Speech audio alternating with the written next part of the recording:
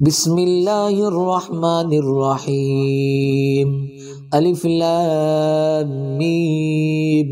ذلك الكتاب لا ريب فيه هدى للمتقين الذين يؤمنون بالغيب ويقيمون الصلاة ومما رزقناهم ينفقون والذين يؤمنون بما أنزل إليك وما أنزل من قبلك وبالآخرة هم يوقنون أولئك على هدى من ربهم وأولئك هم المفلحون.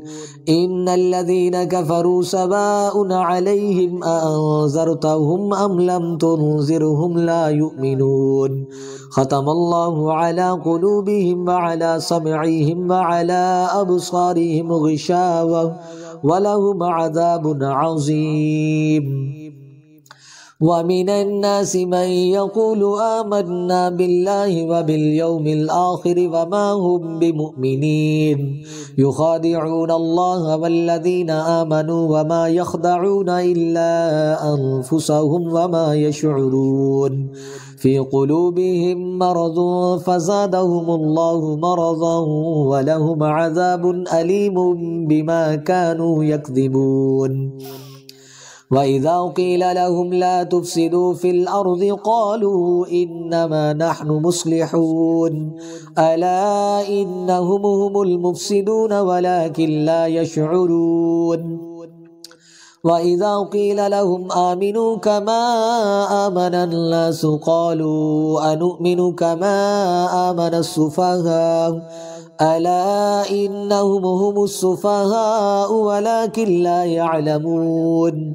وإذا لقوا الذين آمنوا قالوا آمنا وإذا خلوا إلى شياطينهم قالوا إنا معكم إنما نحن مستهزئون.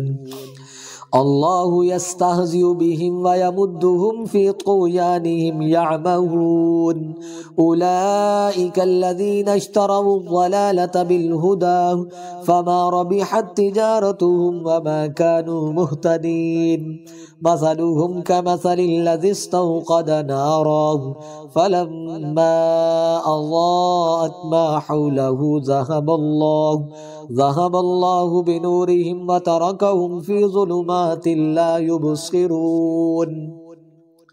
صم بكم عمي فهم لا يرجعون.